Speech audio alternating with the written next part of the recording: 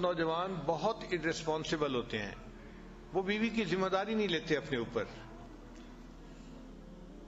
مثلا گھر کے معاملے میں بیوی کو اپنی ماں کے حوالے کر دیں گے اور بیوی کو کہیں گے بس میری امی کو تم نے خوش رکھنا ہے، خود ایک طرف ہو جائیں گے.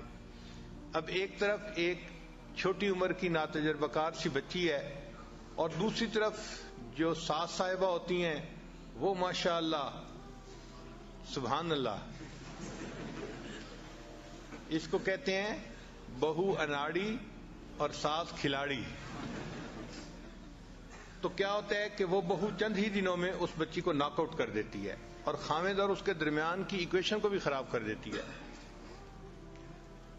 ہمارے بڑوں نے یہ لکھا ہے کہ جب شادی کرنے کا وقت ہو تو جس طرح انسان رشتے کے لیے لڑکے کو دیکھتا ہے اسی طرح لڑکے کی والدہ کو بھی دیکھنا چاہیے کہ طبیعت کی کیسی ہے. اگر نیک طبیعت کی ہے اور نرم طبیعت کی ہے تو وہ گھر کو آباد کر لے گی اور اپنے بچے کو بھی گھر آباد کروانا سکھائے گی. ہم نے اپنے گھر میں دیکھا ہے ہماری والدہ صاحبہ ماشاءاللہ بہت نیک طبیعت کی تھیں اور نرم طبیعت کی تھیں، تو ساری زندگی ہم نے اپنے بڑے بھائیوں کو ڈانٹ پڑتے دیکھا. جب ذرا کوئی بات ہوتی تو امی بیٹوں کو ڈانٹتی تھی کہ تم کیوں اس کے ساتھ جو ہے وہ اچھا سلوک نہیں کر رہے، کیوں اس کو خوش نہیں رکھتے. ایک دفعہ میرے ایک بڑے بھائی نے آگے سے لاجک پیش کی، امی آپ دیکھیں اس میں میرا قصور نہیں اس کا قصور ہے. تو پھر امی نے آگے سے جواب دیا کہ مجھے پتہ ہے نا، جب میں رشتہ لینے گئی تھی تو میں نے اس کے ماں باپ کو کہا تھا کہ میں اس بچی کو خوش رکھوں گی، تو میں تو ہمیشہ اس بچی ہی کی سائڈ لوں گی، تمہیں ٹھیک ہونا پڑے گا. تو مجھے پھر اب احساس ہوتا ہے کہ دیکھو ہمارے بڑے اپنے بات کا اپنے بول کا کتنا لحاظ رکھتے تھے، اور واقعی رشتہ جب لینا ہوتا ہے نا اس وقت تو اس طرح بچ کے بات کرتے ہیں کہ جی ہم تو اس بچی کو اپنی بیٹی بنائیں گے اور خوش رکھیں گے اور ہم تو اس کو بہت اچھی طرح سے رکھیں گے. لیکن وہ جو رشتہ مانگتے ہوئے کی کیفیت ہوتی ہے وہ چند دن کی بات ہوتی ہے. جب رشتہ ہو جاتا ہے پھر یوں سمجھ لیتے ہیں کہ یہ کہیں گری پڑی چیز تھی اور اس کا تو کوئی سہارا ہی نہیں تھا اور ہم اس کو اٹھا کے لے آئے، حالانکہ اس کو ماں باپ نے آزاد جنا ہے اور وہ ماں باپ کے ساتھ عزت کی زندگی گزار رہی تھی. تو گھر کے اندر بیوی کو عزت قدر سے رکھنا یہ خاوند کی ذمہ داری بنتی ہے.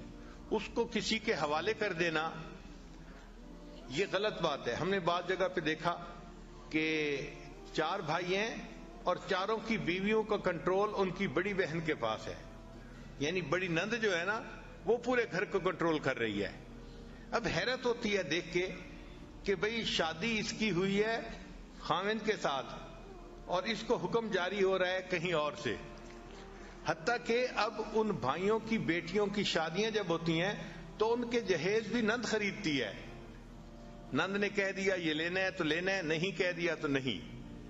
جیسے اس کی تو اپنی کوئی مرضی ہے ہی نہیں، حالانکہ اس کی اپنی بیٹی کی شادی ہے مگر نند کے حوالے کر دیا. اب نند راج کر رہی ہے، نہ اس کے سامنے بھائی بول سکتے ہیں نہ اس کے سامنے بھابیاں بول سکتی ہیں.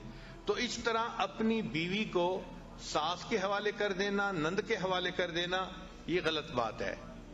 یہ اپنی جگہ بات ٹھیک ہے کہ ساس اور نند کا بڑا احترام ہوتا ہے مگر ہر چیز کی اپنی ایک لیمٹ ہوتی ہے.